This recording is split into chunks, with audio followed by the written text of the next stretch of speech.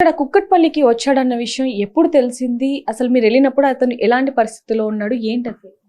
అతనికి మ్యారేజ్ అయింది, డివోర్స్ అయింది. అతను ఇండివిజువల్‌గా ఉంటున్నాడు. మనకి ఆ రెయిన్‌బో విస్టాలో ఒక ఫ్లాట్ కొనుక్కున్నాడండి. అది ఓన్ ఫ్లాట్ అతనిది. హ్మ్. కొన్ని ఇయర్స్ బ్యాక్ కొనుక్కున్నాడు. దాంట్లోనే అతను ఒంటరిగానే ఉంటున్నాడనమాట. అతను ఇక్కడ స్టే చెయ్యడు.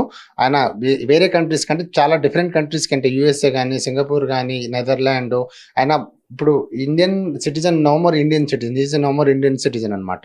అతను రినౌన్స్ చేశాడు. ఇక్కడ ఇండియన్ పాస్‌పోర్ట్‌ని సబ్మిట్ చేసి సరెండర్ చేసేసినాడు. అక్కడ అంటే కరేబియన్ ఐలాండ్‌లో అక్కడ అంటే సెయింట్ కిట్స్ నేవీస్ అని చెప్పేసి ఆ కంట్రీ అక్కడ సిటిజన్ తీసుకొని 2022 నుంచి అక్కడే ఉన్నాడనమాట. అని వేరే రీజన్స్ వల్ల హైదరాబాద్ రావడం జరిగింది. దానివల్ల మనం ట్రాక్ చేసి పట్టుకోగలిగాం. సార్, ఆ కుక్కట్పల్లిలోకి వెళ్ళిన తర్వాత అసలు ఐబొమ్మ గురించి అంటే ఆ మూవీ పైరసీ గురించి కాదు మీరు వచ్చింది అన్నట్టు కూడా కొన్ని వార్తల్లో వినడం జరిగింది. అసలు మీరు వెళ్ళిన తర్వాత అక్కడ సిచ్యువేషన్ ఎలా ఉంది? అసలు ఎలా ఫేస్ చేశారు? ఇదంతా అంటే ఈ అప్లికేషన్ అంతా ఆన్‌లైనేనండి. దాంట్లో ఫిజికల్‌గా మన దగ్గర ఇండియాలో సర్వర్స్ ఏం లేవు అతని దగ్గర. ఓన్లీ బ్యాకప్ డాటా మాత్రమే స్టోర్ చేసుకున్నాడు హార్డ్ డిస్క్‌లలో.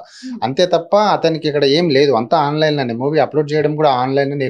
ఎఫ్‌టిపి ఫైల్ అని ఒకటి ఉంటుంది. ఫైల్ ట్రాన్స్ఫర్ ప్రోటోకాల్ అని. దాంట్లోనే మూవీ అప్‌లోడ్ చేస్తే ఆటోమేటిక్‌గా అది వెబ్‌సైట్‌లో అప్‌లోడ్ అయిపోతది. అతనికి ఇక్కడ ఎగ్జిస్టెన్స్ ఏమి ఉండదు. జస్ట్ ఆయన అంటే ల్యాప్‌టాప్స్ కొన్ని ఉన్నాయి. ల్యాప్‌టాప్స్ త్రూ వర్క్ చేసుకుంటాడు. దాన్ని మాత్రమే అంటే ఫిజికల్ సర్వర్ ఇక్కడ ఏమీ లేదు కాబట్టి ఆయన ఐపీస్ కూడా ఐడెంటిటీ కూడా అన్ని మార్క్స్ చేశాడు కాబట్టి అతన్ని ఎవరు పట్టుకోలేరు అనేది ఆయన ధైర్యం.